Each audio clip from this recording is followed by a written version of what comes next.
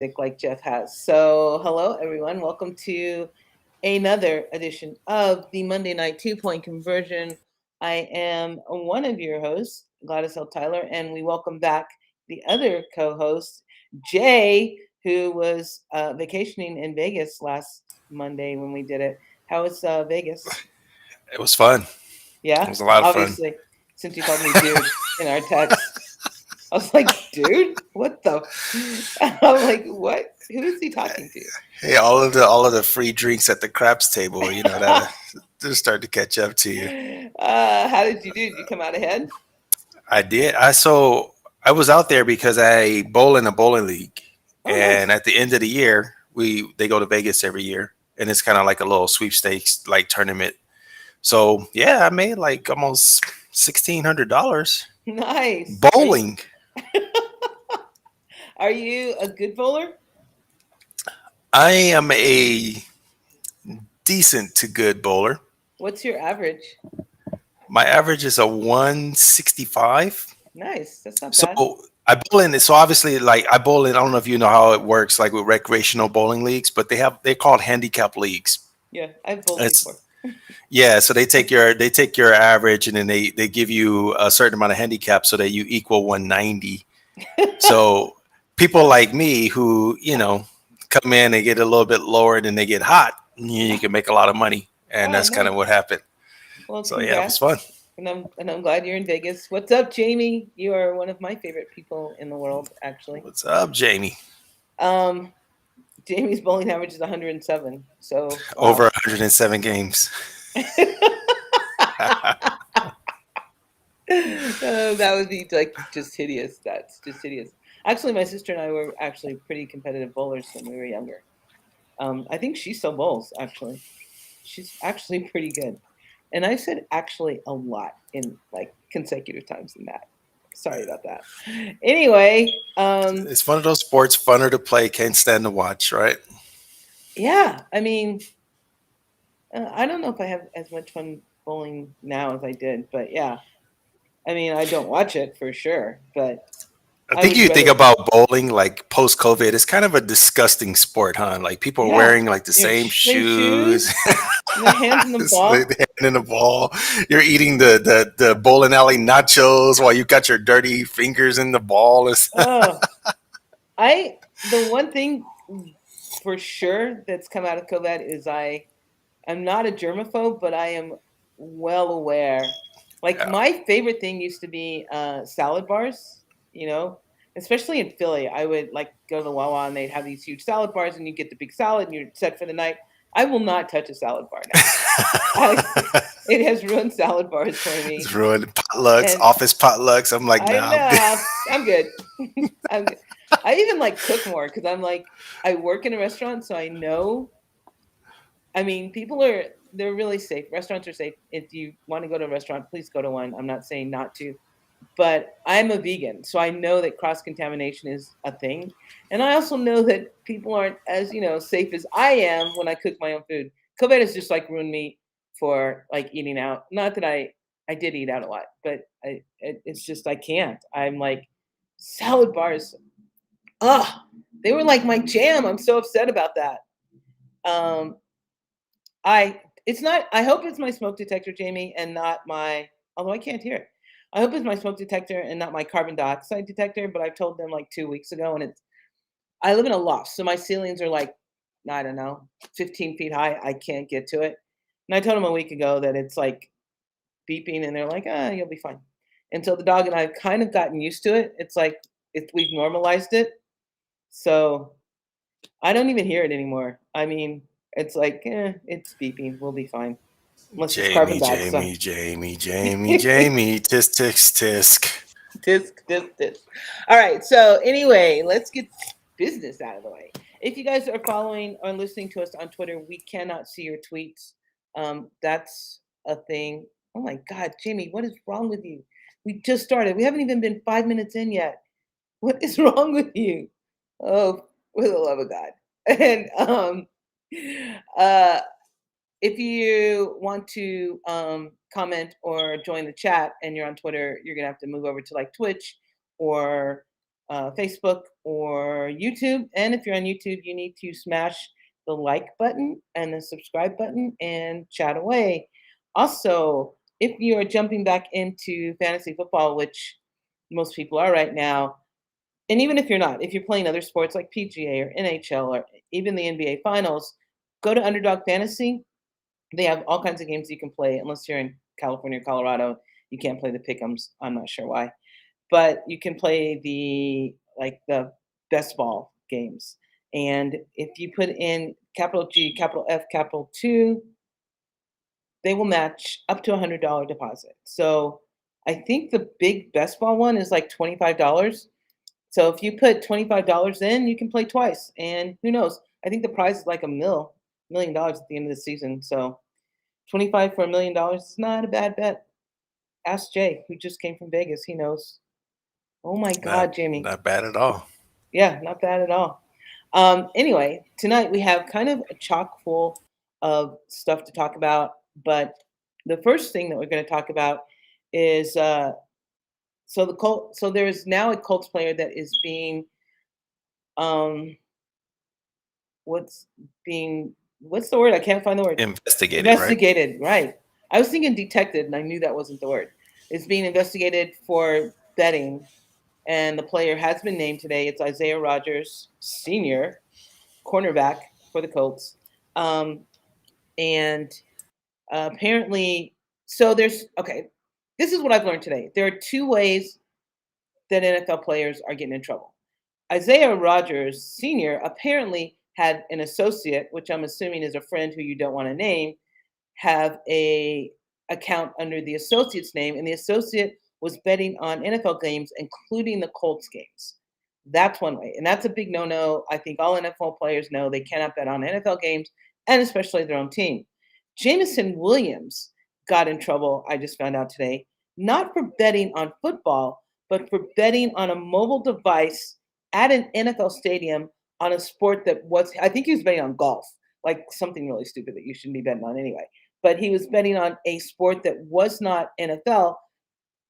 But because he was at an NFL facility, that is why he got suspended. And that's like, he was like, I had no idea, which I don't, I'm with him on that. When you have Jerry Jones and Robert Kraft, investors in DraftKings, when you have NFL decides that they're going to let mobile devices bet during game time in NFL facilities, if a player is betting on a non-NFL game, I do not understand why they are penalized for that. I don't get it. I don't think it's fair. Well, my grandmother used to say, "Baby, fair is that thing that comes to Pomona once a year."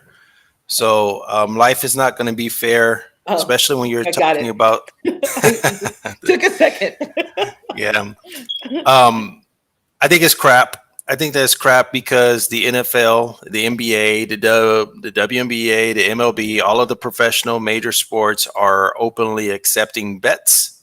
They're openly advertising for DraftKings and FanDuel and Caesars and MGM Grand and all of these things. So they're not shy of taking the revenue, right? Getting paid the advertising revenue. You have NBA, you have players with FanDuel logos on their jersey on their game jerseys. It's on the basketball court. So yeah, you're. Well, what's happening is it's the proximity of it as you start to introduce betting more and more into these sports. Well, some players who weren't even curious about it now, they're going to be more into it because it's everywhere. Right, and you have owners who have a piece of DraftKings. You have two owners who don't need the money, obviously, but have own a piece of DraftKings, which is a betting site. So if they're allowed to invest in DraftKings, why I don't I if you're not betting on an NFL game, you're a player and you're not like I understand the Calvin Ridley. I don't understand the whole year off, but I understand the Calvin Ridley getting punished for betting on NFL games. I understand Isaiah Rodgers if in fact it is found out that he did and through his associate bet on Colts games, his own team's games. I completely understand that. But if you're betting on like golf or what else is in season when they're playing tennis, what does it matter where you're betting? Like they spend 90% of their time at an NFL facility. Where else are they going to bet? You know what I mean? It's like they have no. It's not like you walk out and bet and come back in. I mean, I just don't. I don't get it at all. Slippery slope. It's going to always be a slippery slope because they want to protect the integrity of betting and sports, and that's going to be one of the main things where they're always considering as betting comes more normal into the sports realm. You just can't do it. These guys just have to know that, look, man, you chose to be a professional athlete. So for the next 10, 12 years that you're blessed to play a child's game for a living, you're not going to be able to do certain things like bet on golf while you're in your basketball shorts and t-shirt for OTAs. Child's game for a living. It's like slightly bitter in there, but I like it. And it's true. And speaking of the integrity of the game, let's just slide into the Ja Morant conversation. Ooh. Okay, I'll let you start, apparently, because that was. Go ahead. Go. Ja Morant, you just starting to hear stories of how like people are just worried about him now.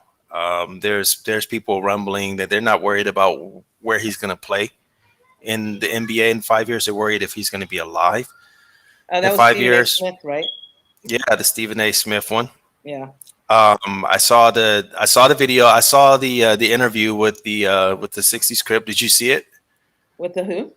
With the Crip, the real life Rolling 60s Crip. All right, so let's recap. Right, so what we know so far, right? The NBA is not going to announce the punishment or the findings until after the NBA finals are over. Right. So that tells me that there's something pretty substantial coming down the pike. So much so that they didn't want to take away the glory and the shine for the Nuggets and the Heat, which I tend to agree with that decision more than not, especially they're going to hand down discipline for one of the league's brightest stars. So we know that, Ja brandished the gun the second time in 2 months in May. He was previously suspended for 8 games without pay for conduct detrimental to the league, and was intoxicated in a nightclub in Denver. And even you said it was strip club. A strip club. It's a strip club. Make that fine distinction. Yeah, a strip club. Not a nightclub. In Denver, posting it on social media. He assaulted a teenager in a pickup game. There was the incident in Indiana where the Grizzlies players, Ja Morant's dad, T. Morant, and his buddy Javante Pack, or whatever his name was, they get into it with some of the Indiana Pacers players. It starts to go a little too far.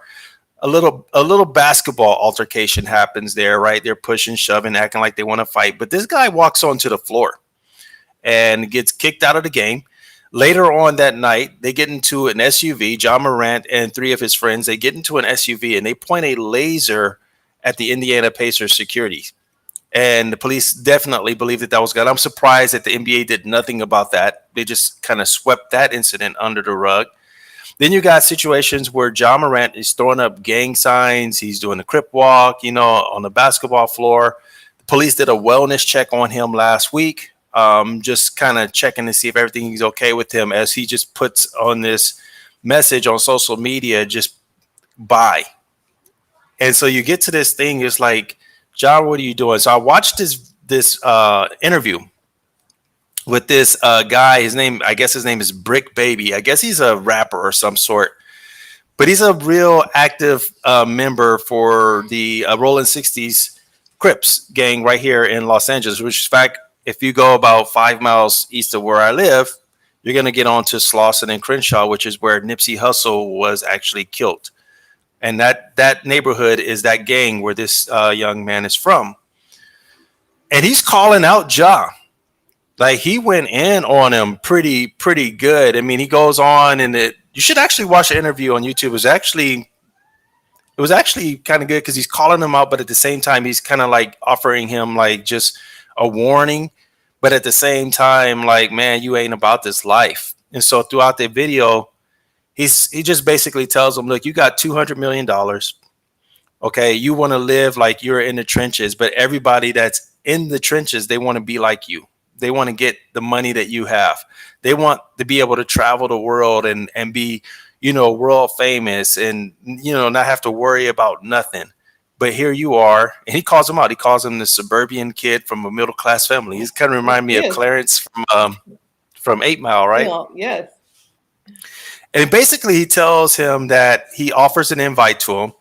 He sends an invite out. He says that, hey, if you come down to LA, come hang out with us, and we'll show you how we really get down, what our life is really like, and you wouldn't be able to hang just by just even gathering, because you're going to be around the realness of this.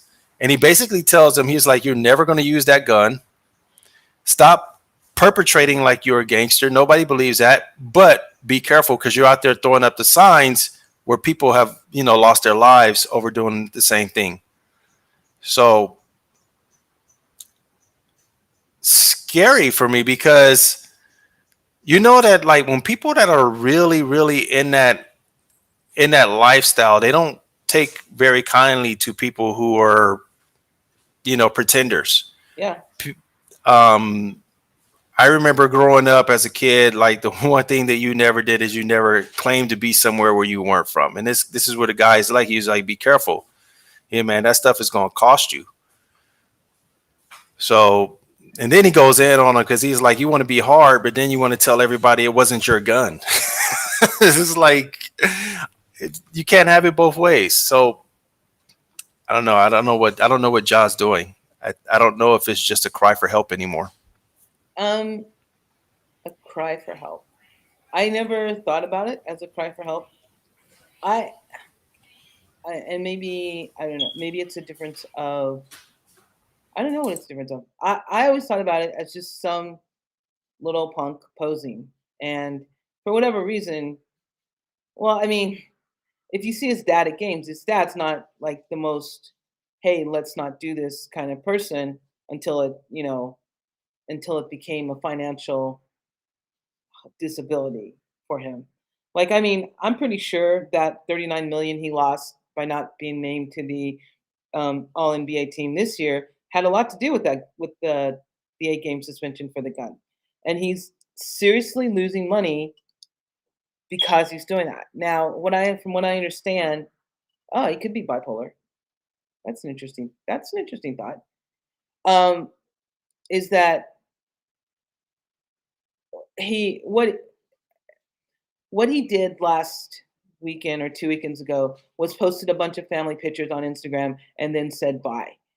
Okay, to me, that's someone who's saying if someone's going to hurt themselves, they're going to hurt themselves, right? You don't you don't advertise that you're going to hurt yourself. I don't think that people give out call for helps like that. Do you know people who are seriously thinking of hurting themselves?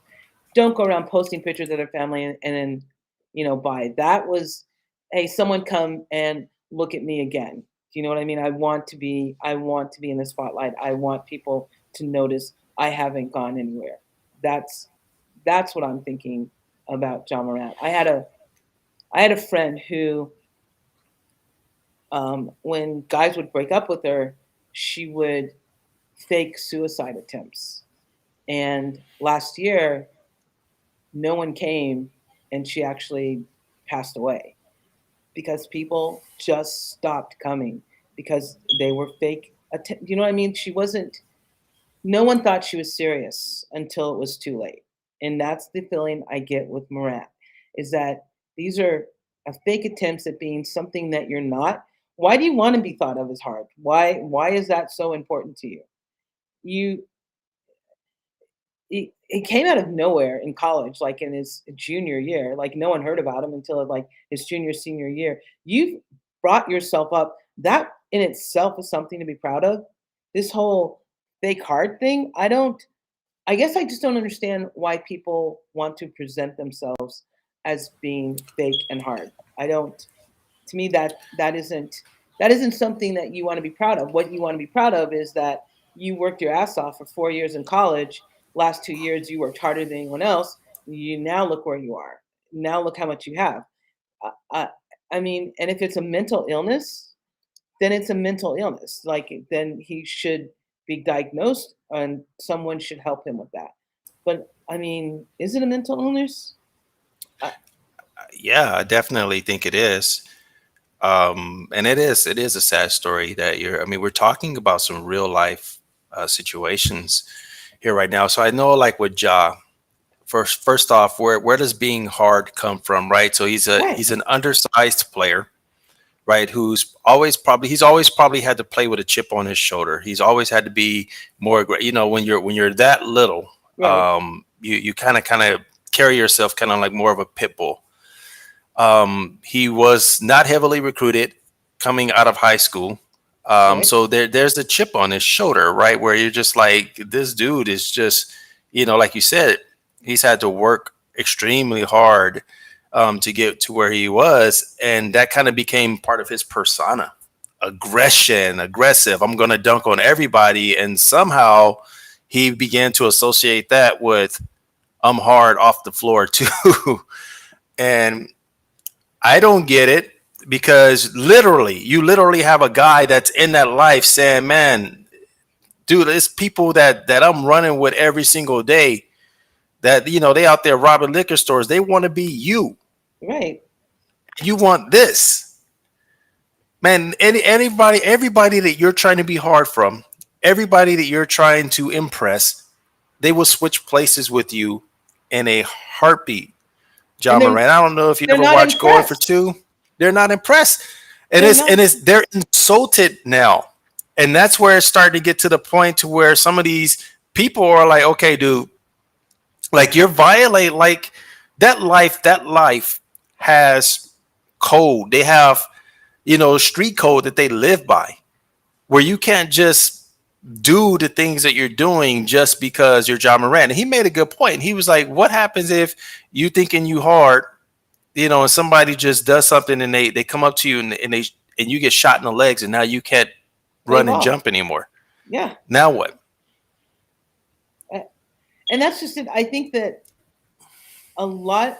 I mean, I'm not. Everyone knows I'm not a fan of Stephen A. Smith. I think that he's just a lot of hot air, and he's gotten by with doing some things that he shouldn't have. But a lot of I don't know if he's going to be alive in 5 years. I don't think it's him hurting himself. I think it's people coming after him that are saying, "Hey, this isn't cool anymore. You're flashing signs to gangs that you have no allegiance to. You're carrying a gun. We'll show you what it's like to really carry a gun. We'll show you what it's like to flash signs for you don't have allegiance to." And I think it's other people that he has to worry about hurting him more than he has to worry about him hurting himself. Because I don't think that I think maybe like the first time you're in a strip club showing off a gun, cute. That's really cute, job. Now it's getting to a point where it's not cute anymore. It's not cute. You're not cute anymore. Right. And now you're getting into situations where it's like, one, why do you feel the need to carry a gun anyway? So now this is out there, right? This message about John Morant is out there. So now you got people who are really from that life. They know that this guy's worth $200 million. They know that chances are very high that while they're in the same club or strip play or whatever they're at, this dude is carrying. He's got heat. If a situation goes down, the guys that are really from that life, they already know that this dude is carrying the gun anyway. Yeah. So it's going to go down how it would go down on the streets. Now you start taking in this whole thing of, a little bit of jealousy. Man, you dumb, you're an idiot, you worth $200 million, and you sitting here acting like you from the hood. Why you claiming this set? Maybe you claiming a set that's an enemy of, you know what I mean? All of this stuff is just the slippery road that Ja Morant is going down. It terrifies me. And it's just sad because Ja Morant, do you have a daughter? You're an Yeah. incredibly talented player. I mean, 2 years ago, they were trying to make Ja Morant the face of the NBA along with Jason Tatum and Zion Williamson. And now he's probably going to get suspended. I would say, what do you think the suspension is going to be? They're saying that it's going to be probably a minimum of 50 games. Well, I know. So I know that they're working with whatever the equivalent of the NFLPA is for the NBA. I think that I read somewhere that it has to it doesn't have to be, but if he's suspended for at least 20 games, that disqualifies him for any of the end of the year awards. So he can't get any extra money like the 39 million that he missed this year if he's suspended for at least 20 games. So I think it would be unprecedented if he is suspended for half the season. How many games did they play? Like 127 or something? Is 82 games. that it? Why does 82 it seem games. like Yeah. so much more? So I think it would be because he hasn't done anything illegal. Like it wasn't illegal for him to carry the gun here in Denver, and Tennessee's gun laws are just freaking ridiculous. So it wasn't illegal for him to have that gun there. He's just tarnished the image of the NBA. I think he will be suspended for like 25 to 30 games. I So think there that is precedent, though. You remember Gilbert Arenas back in the day? I think it yeah, was in 2010. I want to say around that time frame, 2008, 9, 10. Somebody can quote me on that one. Gilbert Arenas was suspended 50 games, but he actually bought games. He actually bought guns to the arena. inside the arena Yeah, into the locker room, which is a violation of the NBA policy, and he may have broken laws, as well, depending on the states that they're in, that he's traveling to, because not every state is an open carry state. right. You had the situation with J.R. Ryder. He got in trouble, with guns as well, and I do think that Ja Morant's name is big enough to where the NBA is going to try to make an example out of him. So I think is going to be north of 50 games. I think that is probably going to be the entire season. Well, Um, see, I don't think they can. I because the only reason I don't think it's going to be that stringent is because in his press conference, Silver has said, we've already decided what we're going to do, and we have worked with the Players Association. And I don't think the Players Association would allow a, a full season suspension for that because it wasn't illegal. What he did was not illegal. Like the bottom line is he's an idiot and it was stupid and it tarnished his image and it tarnished the NBA's image, but it wasn't illegal. So I don't see them allowing Silver to suspend him like maybe 40 games, maybe half the season, but there's no way they're going to allow a full season suspension on that. it falls under that umbrella, though, right? And this is where these leagues, the NFL, the MLB, the NBA, have a lot of power. Where they hit Mhm. them with that conduct Detriment, detrimental to the league, right? So you start talking about that. It is conduct detrimental to the league. It's costing a lot of money, billions of dollars, right? You're going to have advertisers pulling out sponsorships. The Grizzlies, you're taking one of your superstars that, every time that you put him on the court now, every time that he's on ABC, you got Disney kind of looking like, yeah, is this the guy that we really want, to be seen out there? Nike's pulling his shoes off the website. Yes, I don't know. We'll see. I guess we'll see after the Nuggets take care of the Heat in Game 6. okay, let's talk about the NBA finals since you brought up the Nuggets.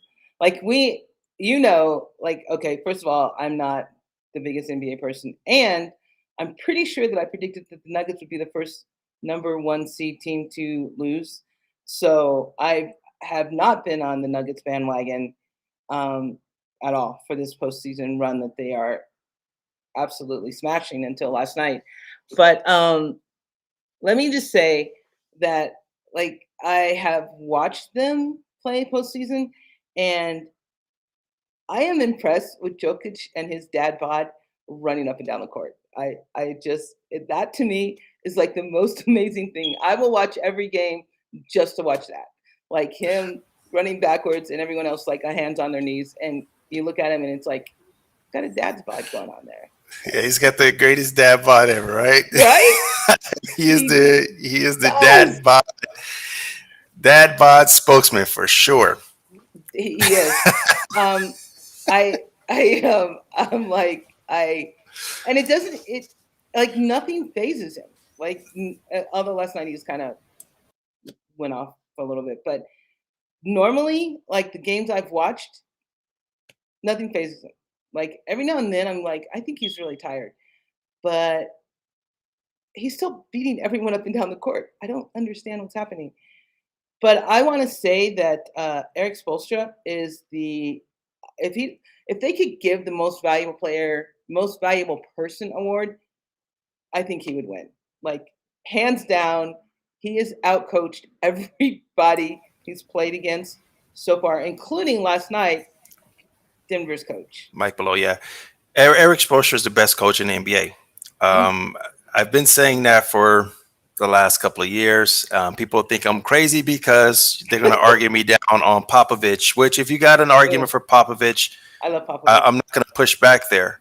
But I think that at Popovich's age and just where the Spurs have been over the last, several years, I think that Spoelstra has just staying power. If it's not him, then he's 1A, right behind Pop.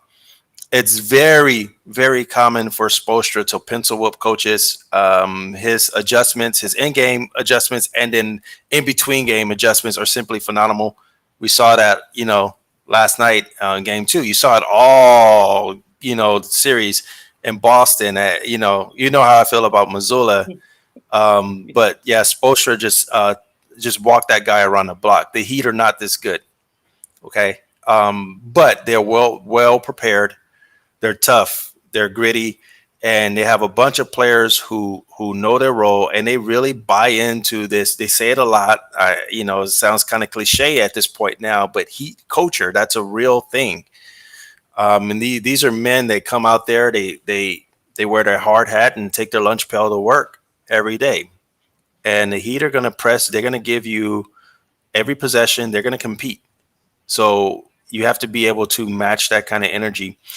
Um, Having said that, I think that Denver lost that game more than Miami won it.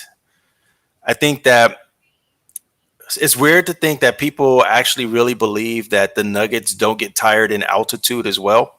But they looked like a tired team. They looked like a tired team in game two.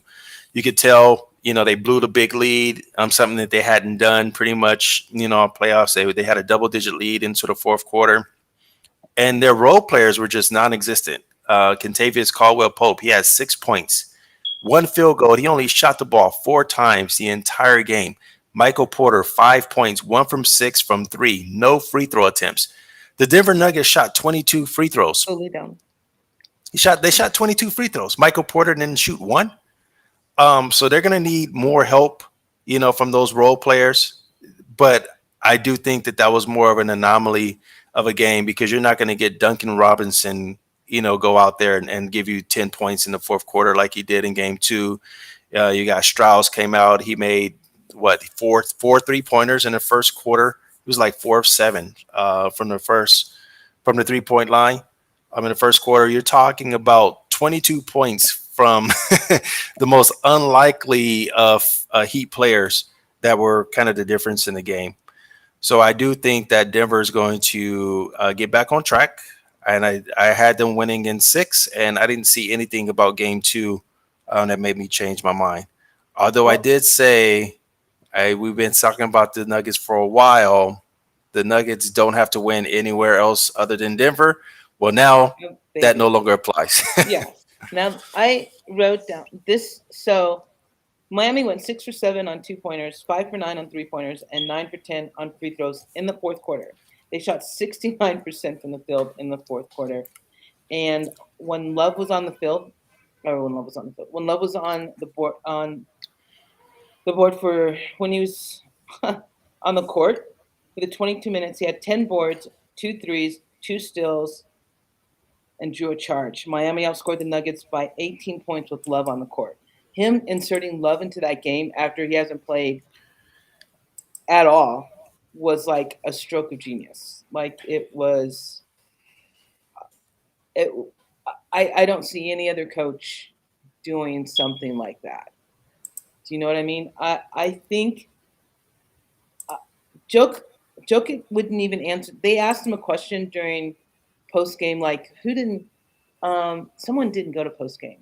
I think it was a couple of the players didn't go to post game, but Joke went to post game and they asked him about so what is the like temperament, what is the feeling of the guys in the locker room, and he looked at the Denver person and he was like, "Do I have to answer that question?"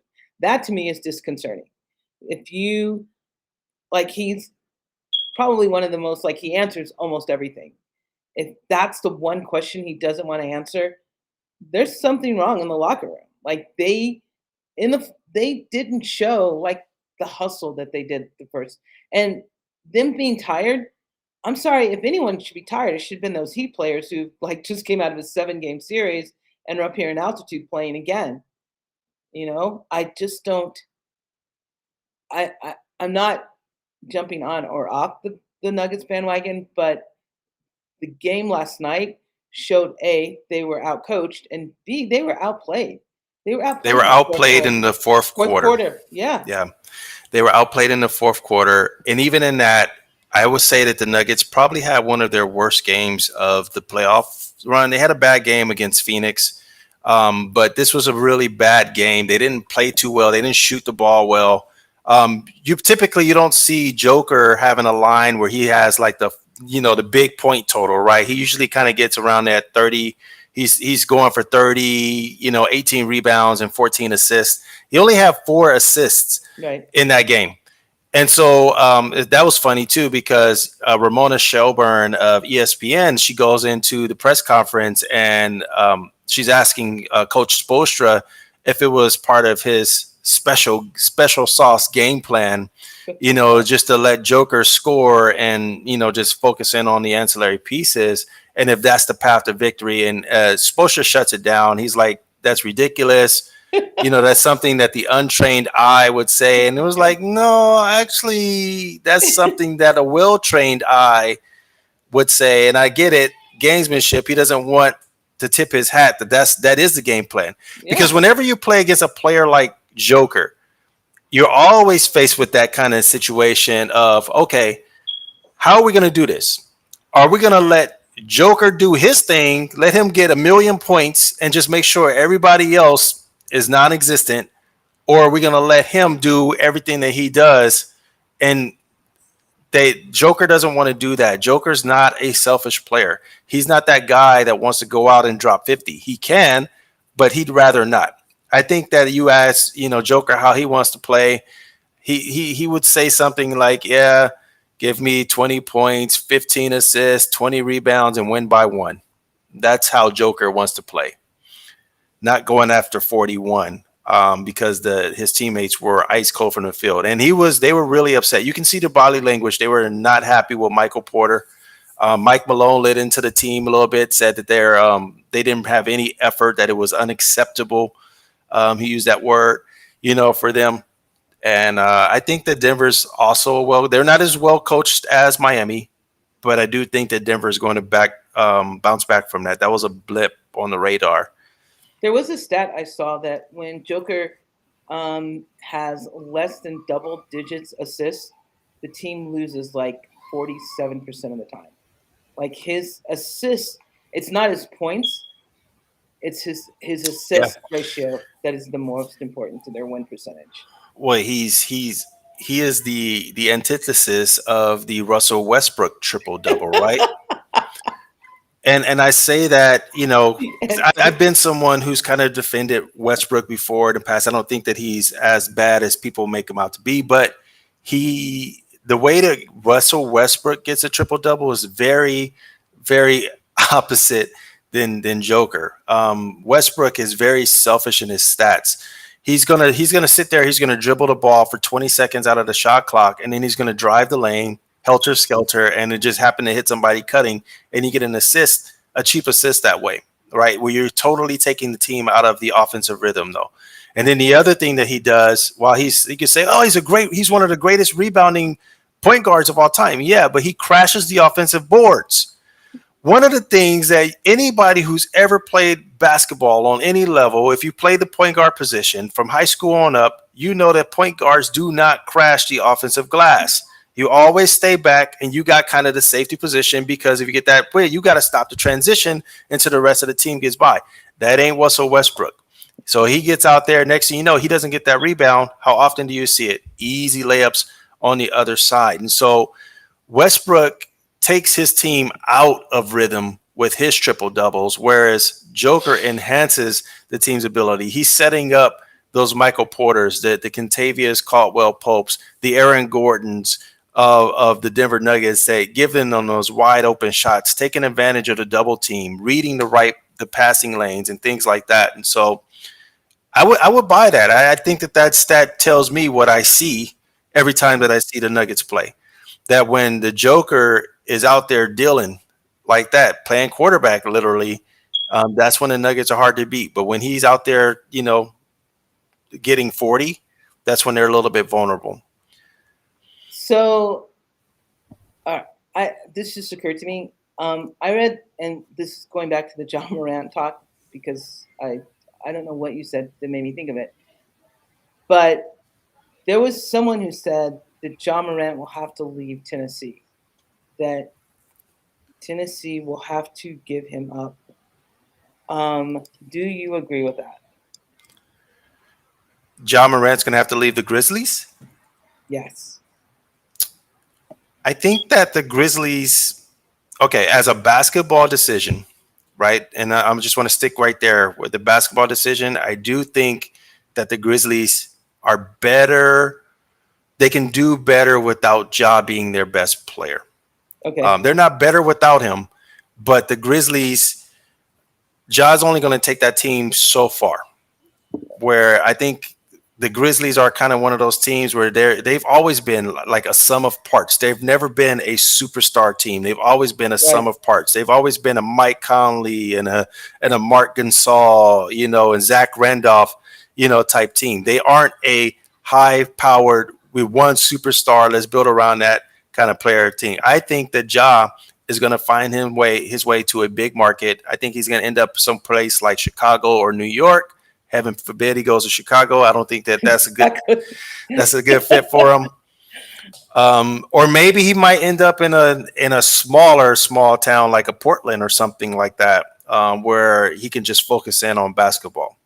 So I don't know. That's a tough one. I think that the Grizzlies, when you talk about $200 million, that's not a team that's typically paying people $200 million. First of all, Jamie, no, this is Nicole Jokic from the Denver Nuggets. You're talking about Chad, I think his name is. Awesome show, by the way. He was great. He is great. He is. That was fun. I watched it even though I was in Vegas.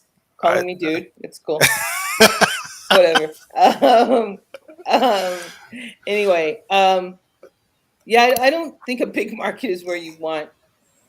If he's having trouble in Tennessee, why would you put him in like Chicago or New York or LA? That's like crazy. I just thought what just crossed my mind: send him to Miami. Let him get coached up. Better. Yeah, let him get coached up. Let him get around some good culture. You still, whenever that trade happens, that'll be like in what, 2026. Udonis Haslem will still be on the roster. So he's a great big brother to have, on there. I just think that John needs to be around. He needs to be around a team where there is a mature, respected league-wide presence. It doesn't have to be like a superstar player, but it has to be a mature, player that can really help Ja kind of refocus and resurrect or save his career, if not his life. Okay. And then back to the NBA Finals. So you're still going Denver in 6. Yeah, I still have Denver in 6. I didn't see anything in Game 2 that made me switch off of that. Why is there such a long, 2 days between each game? Well, they gotta fly back to Miami now. No, here there were 2 days between, right? Yeah. Well, the NBA, just because when did the series start? It started on a Thursday, right? Thursday. Yep. Yeah. So the NBA is going to want that. They're going to want those games to be on Sunday as often as possible, right? Okay. That's going to be the right. So that's how they stretch it out. I'm pretty sure. I haven't looked at the schedule. I'm pretty sure that a game four is going to be on either on a Friday or a Sunday. No way it can be on a Sunday. It's got to be on a Friday or Saturday because the game three is on Wednesday. Okay, then yeah, game four is going to be on a Friday, and then that'll make game five on a Sunday. Oh my God, I can't. It's like it. See, this is why I don't watch NBA because that's kind of ridiculous to me that you're stretching it out so long. Just get it over with. Just play them. They're already played like 7 games. He's played 7. The Nuggets have had rest time. Just play.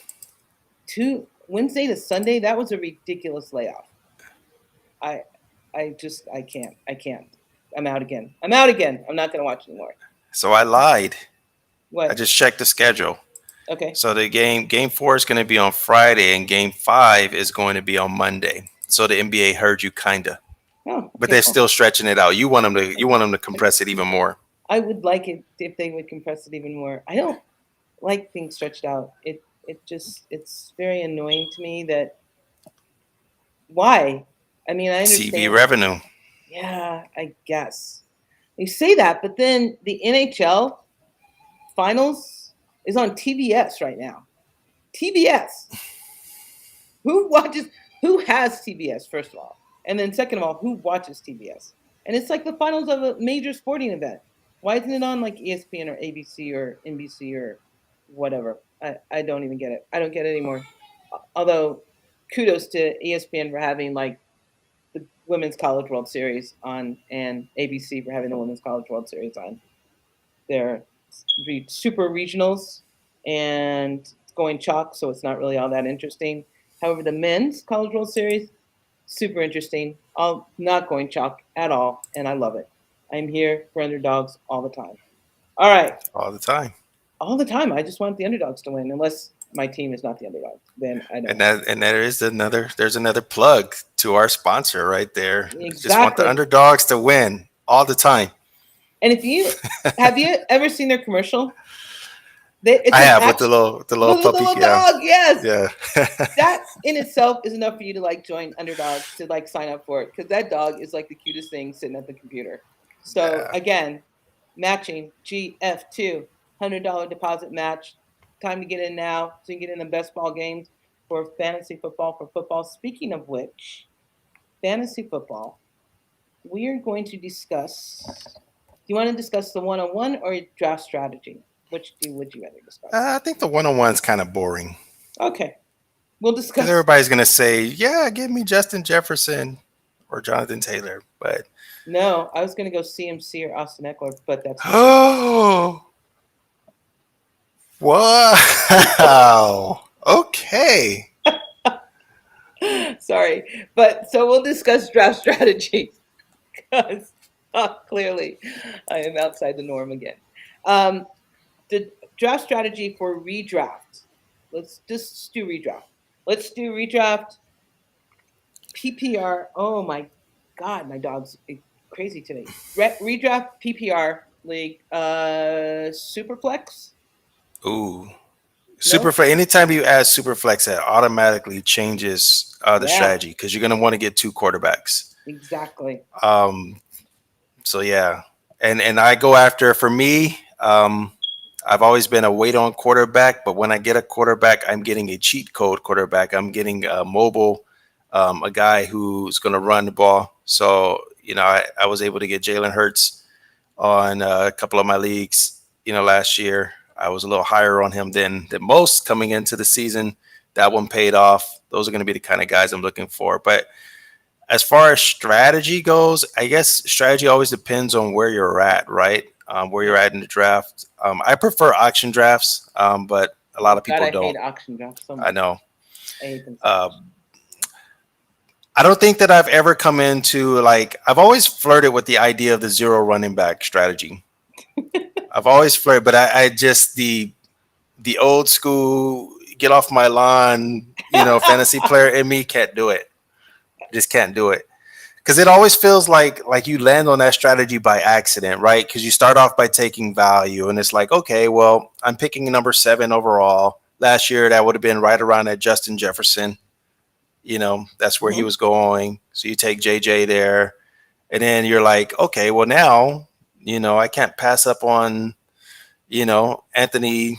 The what's the Eagles receiver? AJ Brown. AJ Brown or Yeah, you're like Devontae that. Smith.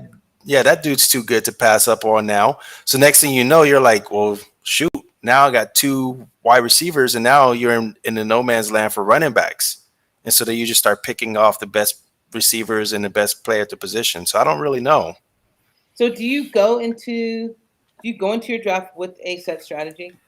Typically, yes. I go into the draft with some guys that I'm targeting, and I have guys that I've planted my flag on that I am going to reach for. If their ADP, is in the 5th round, if that's my guy, and that's somebody who I know that I can't leave my draft without, I'm okay with getting that person, in the 3rd round, 4th round, if I can.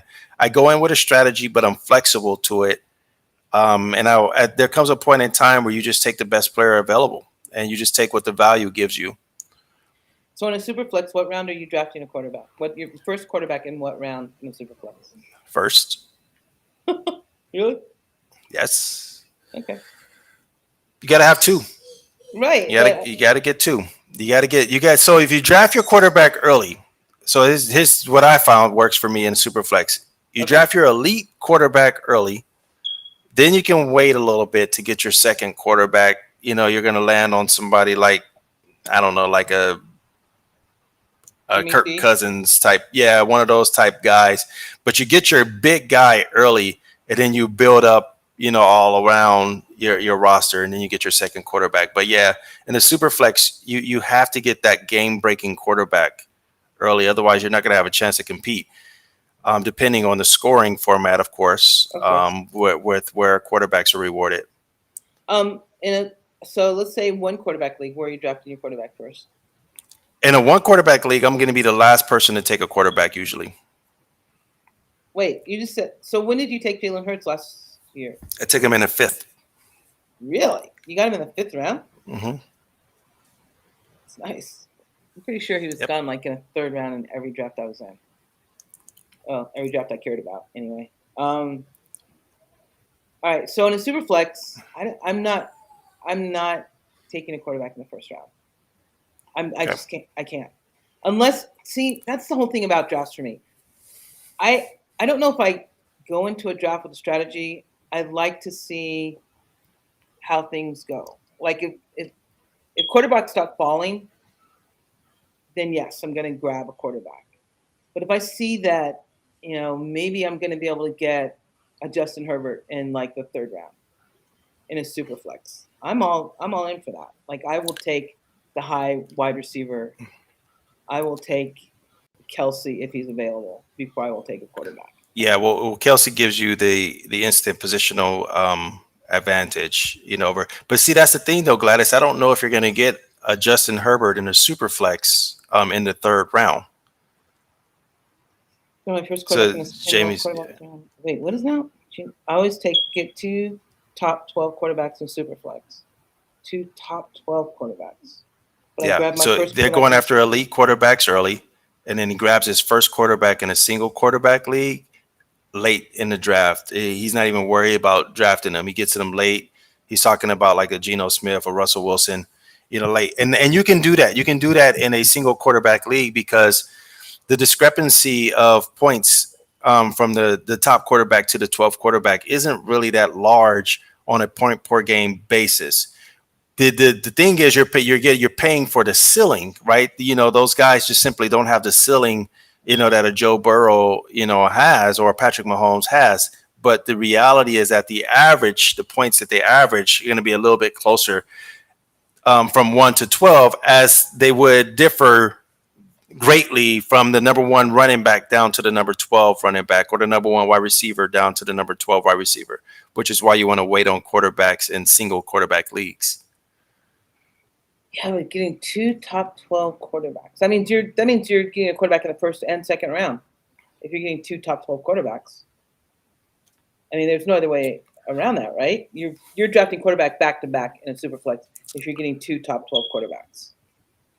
I don't. It's a common strategy. That's you because most people when you get a super, but most people are approaching a super flex kind of like Jamie, where at the very, or at least like me, at the very least, I'm getting one of those top 12 guys. I have to because you're starting you're in a super. Nobody ever puts a running back in the super flex position in that type of league or a wide receiver. It's going to be a quarterback, and if it's going to be a quarterback, you got to have at least one of them that are elite.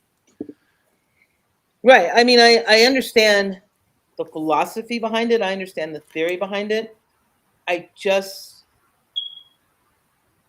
I just don't, I just don't know if I would sacrifice a Justin Jefferson for who? For a Herbert. I don't know if, to me, that's an equal value. You know what But I mean? it's one of those things where if everyone's doing it in the league, then are you really sacrificing? Because that's what I found happens, right? If you come, let's say if you, and this is good, like you wouldn't go like kind of like a middle, you get your quarterback early, and then now you basically reset round one because everybody that's supposed to, all of the skill players who would go in a non-super flex league in round one, well, now those guys are starting to go in round two. See now, like I in a super flex league that I'm in, I've picked my position. Now I'm rethinking my position. Like I picked the number 6. I would pick 6 because I've tried first and I've tried last, and I hate them both. And 6 to me is like in a 12-man league. It's like you're in the middle, Always in the middle, yeah. always in the middle. And but now I'm thinking, I can't think of 7 good quarterbacks. Like I would. Ooh, you can't think of 7 good fantasy quarterbacks for Superflex? That I would pick over Justin Jefferson. No, because Sure, you can. Mahomes is going to be gone. Harris is going to be gone. Lamar is going to be gone. Herbert's going to be gone. Burrow's going to be gone. Who else do you have? What do you do? Mahomes, Lamar Jackson, Gone. Hurts. Gone. Okay. Josh Allen. You forgot Josh Allen. No, I didn't. I didn't forget him. Herbert. Herbert. Joe Burrow. That's 6 right there. Joe Burrow. Deshaun Watson. I think that he's. No way I'm picking Deshaun Watson in the first round. No way. In a Superflex? Not in the first round. No. We can't we got to be careful. We got to be careful not to let recency bias. We cannot overlook Deshaun Watson's talent as what he did with Houston with lesser talent. Now that he's there, he's got a full off season under his belt. You know what I mean, working with those Cleveland players. Passed the ball more than 46% of the time at any time since Stefanski's been there. I don't see them making this drastic change now that they have Deshaun Watson. Wow. Okay. I honestly don't. And upon the fact that I don't think his weapons are that great. Like even if they wanted to pass more, I don't think his weapons are. Yeah, But Justin Jefferson is he's going to be the decision in every draft, right? When do you pull the trigger on him? And you're right. If Justin Jefferson's your guy, then he's going to be your guy. If Justin Jefferson's your guy, he's going to be your guy if you're going number 4 overall, if you're going number 7 overall. You're just going to have to get him because he's not going to be there, on the turnaround. So I do get that. I could say there's probably 6 quarterbacks that I would take before Justin Jefferson, and then that's the cutoff. But he's the only player that I would take before a quarterback in a super flex. Right, and that's what I'm saying. I mean, once you see Mahomes off the board, once you see Burrow off the board, once you see Jalen Hurts off the board, once you see Lamar off the board, once you see Herbert off the board, I'm not sure that I would take Josh Allen before I would take Justin Jefferson. Is what I'm saying. And he was your 6. He was your. I would take Josh Allen over Justin in a super flex. I would, because Josh Allen he's the cheat code quarterback, right? He can throw for 5,000 yards. He's also going to run the ball a ton. Didn't they come out saying that they don't want him running? They can say coaches will say what they're going to say in June, okay? But when the games are getting played, those guys are going to do what they always do. and that's going to be Josh Allen running in touchdowns. What's a podcast stud draft? What does that mean? Podcast stud draft? Are the people doing the podcast the studs or the players the studs? I think that's the name of the podcast Oh. that he has. Where Justin Jefferson is the unanimous 1718. Okay. All right. I Jamie, thank you for your profuse amount of chat. We enjoy you so much. You are the best. You're the Just best. add water. Just add water. Content Terry, supporter. Just add water. I saw you in there, TV, Terry. Jay, are you don't do you do writing? This is the only thing you do, right? I For haven't fantasy? written in a long time. I haven't written like articles in a long time. You just play ball. You just play fantasy. Yeah, I just play fantasy, play All right. So DFS. come back in 2 weeks to hear more of Jay's fantasy wisdom. This Thursday, join us on the No Particular Order podcast. Jamie will be on, Josh will be on, Shannon will be on, Kevin will be on, I will be on, Terry will not be on because we are mock drafting WWE wrestlers or WWE wrestling events. Nice. And I just want people to know right now, I am drafting by looks. So take that for what it's worth. The hottest WWE wrestlers are going to be my 101, 102, and 103. Just so you guys know, I'm not drafting wrestlers by who's like the best wrestler because I don't. Can you tell who the best wrestler is? It's like not real. So am I drafting who? Wrestling is very real. Am I drafting? It's very real. It's a scripted combat sport, but it's very real. There are real injuries that happen. No, Jamie. People do. No, Jamie. Oh my God. We're going to go ahead and do it. We're going to forge ahead. Oh, Jamie. You are the hottest wrestler. You are. Unfortunately, I can't put you in my draft because you will be drafting. So that's like a faux pas. But no, we're doing it, Jamie. This Thursday, 7 p.m. Mountain Time, whatever time you guys are. Yeah, that sounds like fun. Yeah. WWE wrestling event. Watch it, be there, be square. Jay, welcome back. Thank you for coming back from Vegas all in one piece. Congratulations on your winnings in your bowling tournament. That was fun. Get a dog. My wife was talking about that. She was like, "Hey, your co-host is like adamant on you getting a dog, huh?" Yeah. Now we can't walk down the street without seeing the little Pomeranian, and she's like giving me the little side look, and I'm just like, Pomeranians are actually really good watchdogs too. Oh man, I feel like my armor is starting to weaken between you, her, and the boys. Yes. By the time fantasy football season starts, you will have a dog. I predict. That is my prediction right now. Good question. Adam Rank joined us last year. That was a lot of fun. And Marcus. Yeah. No, Adam is not going to be on. He will not be on till the July 20th show because he has children that are finishing school. I don't know who Joe Piss. I don't know who that is. Who is that? Joe Pisapea? Is that a real thing, Jamie? I think Jamie's just making shit up now. I really do. I wonder about him sometimes. I have no idea who that is, Jamie. If you want to invite him and he can join us, let me know, and I will be more than happy to send him a link. Hey, Kyle. Hey, Kyle. I would be more than happy to send him a link. So, Jamie, if you want Joe Pisapea to join us and he says yes, let me know, and I will send him a link. He'd be more than welcome to mock draft wrestlers. Fantasy pros. Oh, I'm sorry. Again, you guys assume that I know a lot more than I do. I'm so isolated. You do not understand how I'm not even an introvert. I'm just unsocial. You don't even understand.